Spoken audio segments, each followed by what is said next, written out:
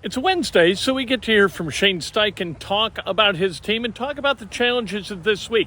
The most interesting questions, the most interesting comments from Steichen, I think, have to do with the offensive line and with Anthony Richardson.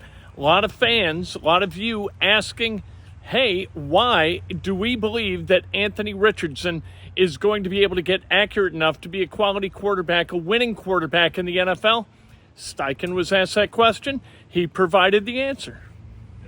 What does that speak to their mentality and how they're? Yeah, I think Tony, going back to Tony, he does a phenomenal job with those guys. And those guys take a lot of pride in finishing runs and getting to the second level and getting out in space, whether we have pullers and getting up on guys and finishing guys in those runs to create those holes for JT to hit those big home runs. And I think it's a credit to those guys too, just all the different looks that you could get and adjusting on the fly with line movements and blitzes and all those different things. They've been doing a hell of a job, handling all that stuff. Shane, I know all of you are confident they are becoming more accurate, but why him specifically? Why do you believe that can't happen with him? Because of the person he is, the way he works. He comes in every day, he's ready to roll. Man, he puts a lot into it. And I think with time, like a lot of people don't see the work, right? It's all done in the dark in here, right? And then it's at some point, it just you keep working, and that stuff comes to light for everyone to see. Shane, you got an undefeated team coming to town, just picked up your first win.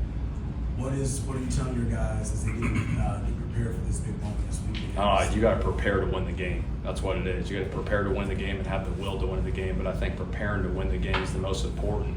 But if you add the will to win, then it becomes scary. But it all starts with the preparation during the week to get it done on Sunday. Shane, just a little bit of a diversion. We were looking at some numbers, and I guess passing numbers are down a little bit so far. This is only 3 weeks, I know. Yeah. But at the same time, like the rate of too high is up. I think the record rate, the way defenses have adjusted to the passing era we're in. What has that give and take been like? Do you think? And do you think there's? Yeah, like you said, I think it's a small sample size right now. But again, you look at around the league year in and year out, the explosive plays, right? That's kind of how the points go up. And I've watched every defense around the league, but if the shell defenses are up, obviously they're not trying to give up the explosives. Right now, it's probably the main reason. Grant Stewart, how does he keep earning a spot on the team? What does he give you? I'm sure behind the scenes, just what does he like to have in the building? He's a phenomenal person. Practices as hard as you could practice every single day, every rep, every walkthrough rep.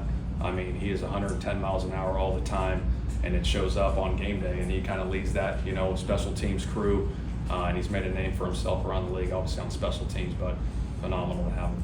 Shane, it would have been a long field, but you guys did keep that one with Matt on 56. Yeah. Are you good with him at that distance, given the injuries, or? Yeah, it was just one of those deals where we were 4th and 3 right there. It felt good about going for it in that situation. That's always like the fringe area. You know what I mean? You got to make a decision there, and went ahead and went for it there, and obviously it didn't convert.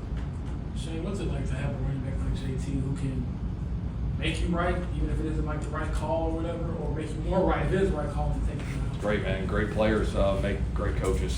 So he's a phenomenal player. Make you miss. I mean, we've talked about the vision, the speed, the power. Just very fortunate to have him on our team for sure. Will Fries is kind of the under the radar guy of the offensive line, but he's grading out really well this year. How have you seen his growth from last year to now? One thing that stands out about Will to me is his toughness. I mean, he is as tough as it gets. I mean, in that group too, being around Q and Ryan and Braden and Bernie, those guys are a tight-knit group, and that's what you want at the offensive line group. And Fries is doing a hell of a job. Obviously, he's been playing really good for us. Shane, when you mentioned you're not too sure what the accuracy issues are yet for AR, do you just need to watch him more? Do you need more time with him to be able to understand that? Yeah, like I said, I think it's just so early. You know what I mean? I mean, he's got to keep playing, right? We talk about developing players in this league, and it's keep playing, getting more reps and reps and reps, and that stuff will come. Shane, just how big was it for the rush defense to have a game like it had against the Bears?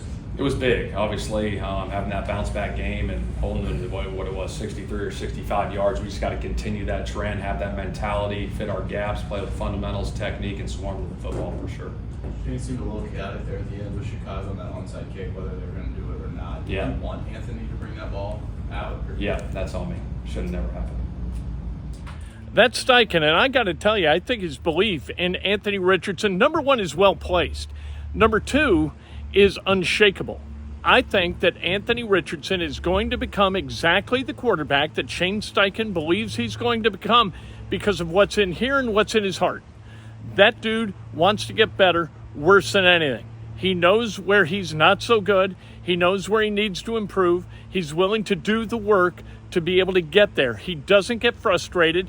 He doesn't get overtly upset with himself. He doesn't harbor those ill feelings toward himself for very long.